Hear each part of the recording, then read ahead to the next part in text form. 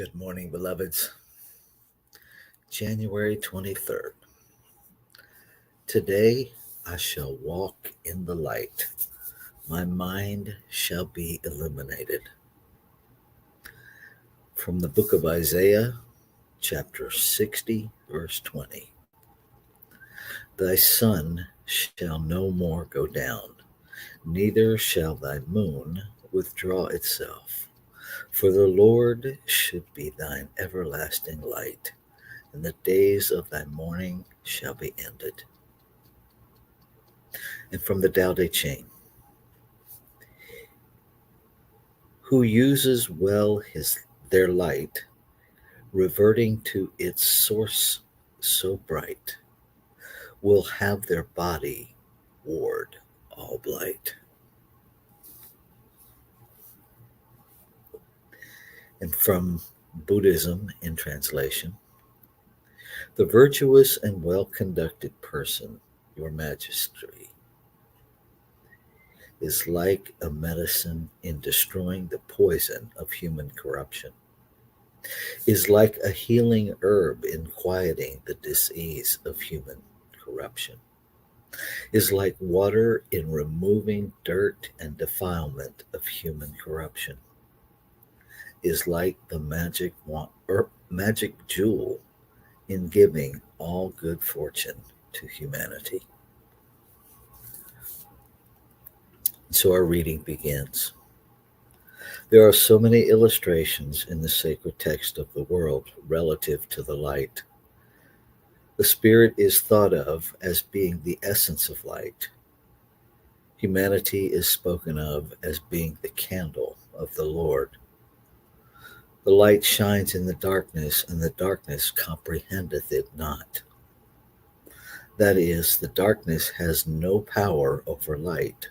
Light will overcome darkness, but darkness cannot overcome light. When Isaiah said that the Lord shall be thy everlasting light, he meant that it is the light within us, the light of truth, of spirit, of God, which cannot become obliterated, cannot be blown out.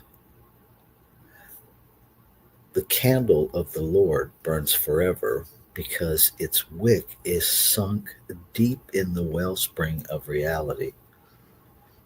That light, that spring, that substance, to which Jesus referred when he told the woman at the well that if ever she drank from it, she would never thirst again.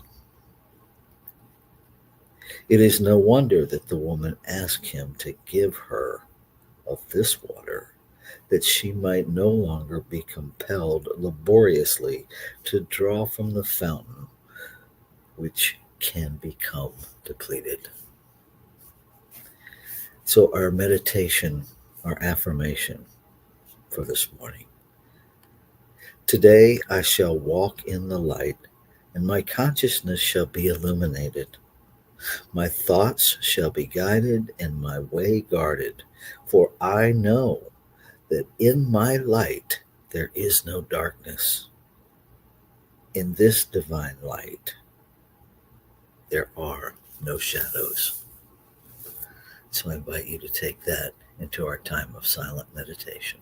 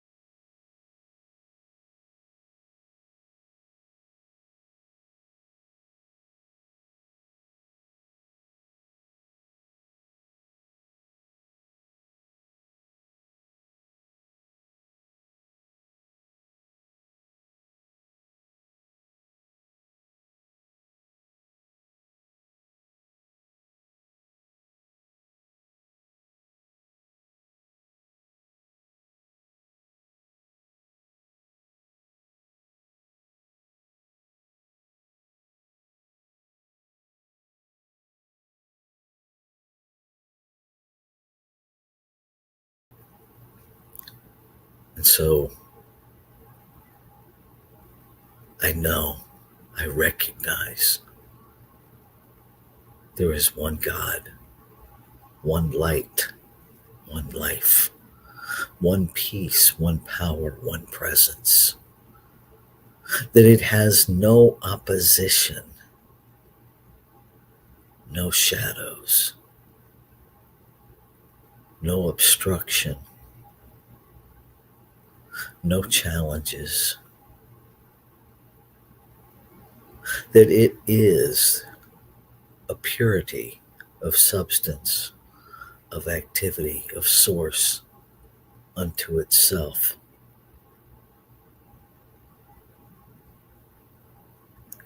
It is omniscient, omnipresent, and omnipotent. It is what we in the human realm understand as past, present, and future, all happening in a singular moment of now.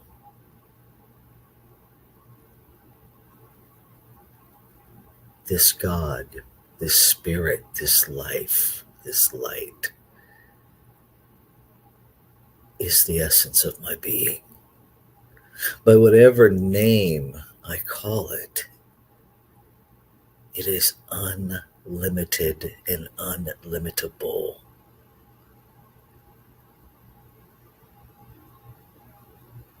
It is the very essence of my being.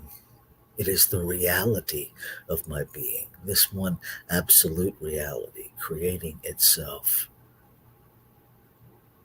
to know itself, to lift the self to the self, for the self to become self aware, for the light to recognize and illuminate. I am that.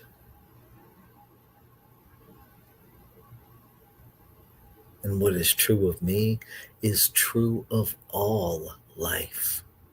And so every expression, every iteration, the multiplicity, the diversity,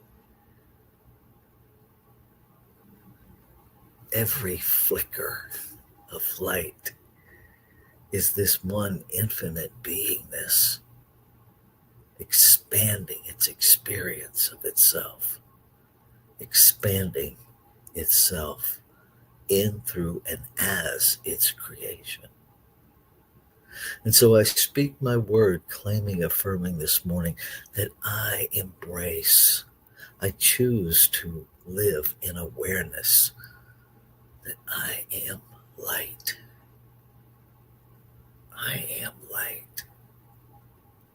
That I am none of the things that the conditioned realm would have me believe I am. Rather, I am light, pure light. That anything that appears as shadows is literally blocked light. And so I speak my word, claiming and affirming that I become aware of, willing to, and actively removing anything that blocks the light that I am. That I remove all thought barriers, all thought objections to being the light that I am. I remove all ideas of smallness, of dimness, and allow the light that is me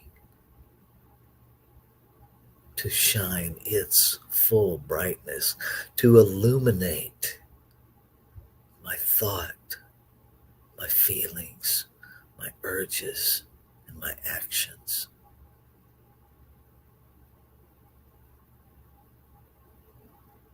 To act as a lighthouse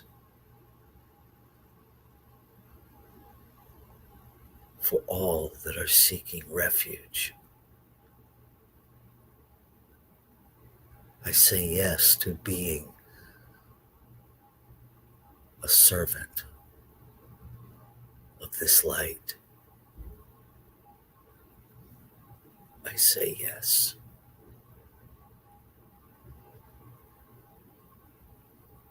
Grateful, grateful to have this understanding of how creation works, the mechanics of how it works. That just as quickly as words are spoken into the activity of Creator itself, into that law that responds to all alike, it simply says yes because it is saying yes to itself. And then it creates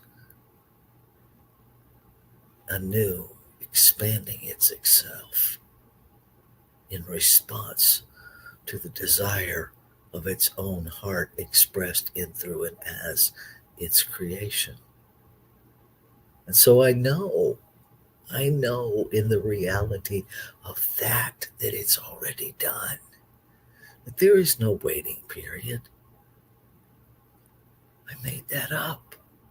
We collectively made that up. That the response is always yes, now. And so now I step into an experience of that, an experience of being illuminated, an experience of being all that I came here to be.